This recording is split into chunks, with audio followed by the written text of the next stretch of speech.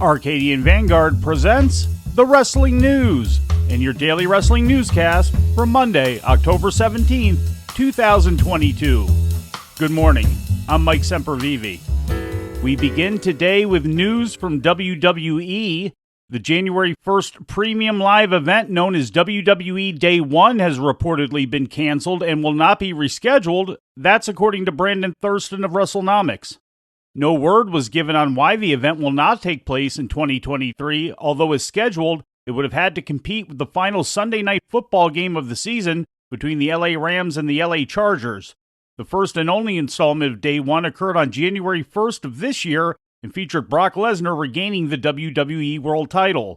This morning on Wrestling Observer Radio, Dave Meltzer noted that his WWE sources will neither confirm nor deny the WrestleNomics report, but added that the Tuesday, December 27th house show for the Joe Louis Arena in Detroit has also been canceled. Meltzer notes that WWE is contractually obligated to do a show for Peacock. As it stands, there will be no other premium live events between Survivor Series in November and the Royal Rumble in January. Monday Night Raw takes place tonight at the Paycom Center in Oklahoma City, and as of yesterday morning, there have been 5,734 tickets distributed for the event, with 490 tickets still available, according to a WrestleTix report. That number exceeds the 4,912 tickets distributed for WWE's last appearance at the Paycom Center for the February 4th edition of SmackDown, as well as the 4,800 tickets distributed for the previous episode of Raw, presented there on August 30th, 2021. Turning to Japan, New Japan Pro Wrestling presented Night 3 of their Battle Autumn 2022 tour yesterday in Nagaoka, Niigata, Japan. Continuing the theme from previous Battle Autumn events, the final two matches were first-round bouts in the New Japan World TV title tournament. Kenta advanced in the tournament with a win over Hiroki Goto, after which Sonata also advanced with a win over Taichi. Similar to previous nights, the remainder of the card was made up of tag team matches, with the final one featuring the Los Ingobernables team of Tetsuya Naito, Bushi, and Titan defeating the United Empire's Aaron Henare, Jeff Cobb, and Francesco Akira. The leaders of those two factions, Naito and Will Ospreay, will be facing off for Ospreay's United States heavyweight title on November 5th. In some other results from the event, Shingo Takagi and Hiromu Takahashi upended Taiji Ishimori and Gedo, and in a 10-man tag, the team of Ren Narita, Alex Zane, Master Wato, Tiger Mask, and David Finlay defeated Taka Mikinoshu, Doki, Yoshinobu Kanemaru, El Desperado, and Zack Sabre Jr. The previous night's Battle Autumn show featured Yoshihashi and Evil advancing in the World TV title tournament. Television title tournament matches will pick back up on October 26th at Korakuen Hall, with Toru Yano against the Great Okan and Ren Narita against Tomohiro Ishii. Today's Battle Autumn card in Fukushima is taking place as this report is being recorded, and we'll have the results for you tomorrow. The fourth match of Keiji Muto's Pro Wrestling Noah retirement tour took place yesterday at the Demolition Stage 2022 event in Fukuoka, with Muto teaming with Ninja Mac and Satoshi Kojima to defeat Hayata, Jack Morris, and Naomichi Marufuji.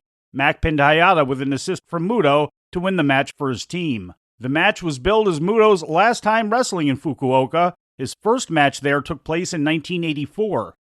It was the semifinal match on a card headlined by Hideki Suzuki and Kazushi Sakuraba, defeating Keno and GHC National Champion Masakatsu Funaki.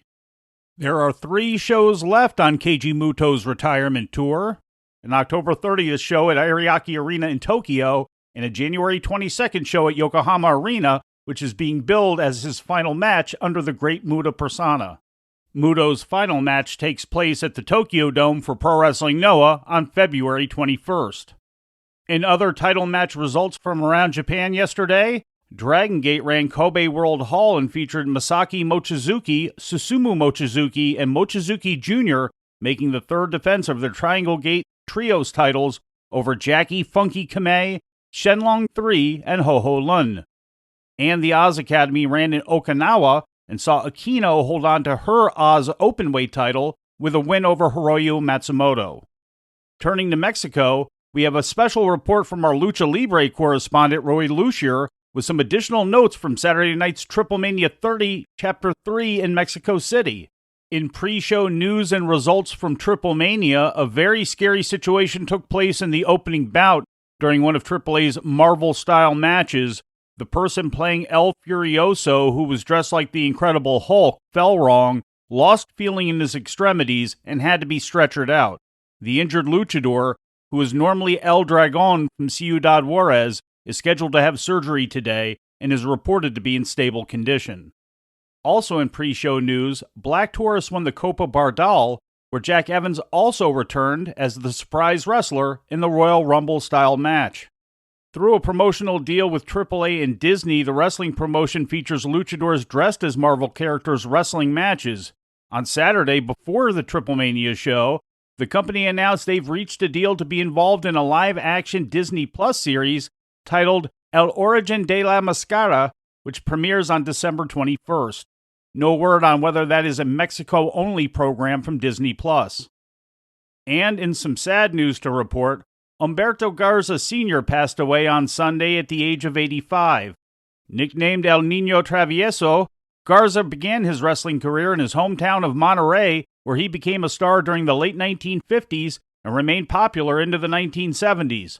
The luchador held the Mexican National Middleweight Championship for 8 months in 1968. And as he aged, Garza became better known as the patriarch of a successful wrestling family, which included his sons Humberto Carrillo and the late Hector Garza, and grandsons Humberto Carrillo Jr. and Angel Garza, who currently wrestle for WWE. And before we leave you today, we'd like to remind you that however you consume your content, you can find the wrestling news 24 hours a day and 7 days a week across social media. On Twitter, follow us at Wrestling News AV. Our Facebook page is also Wrestling News AV. The Wrestling News can also be found on the Arcadian Vanguard YouTube page.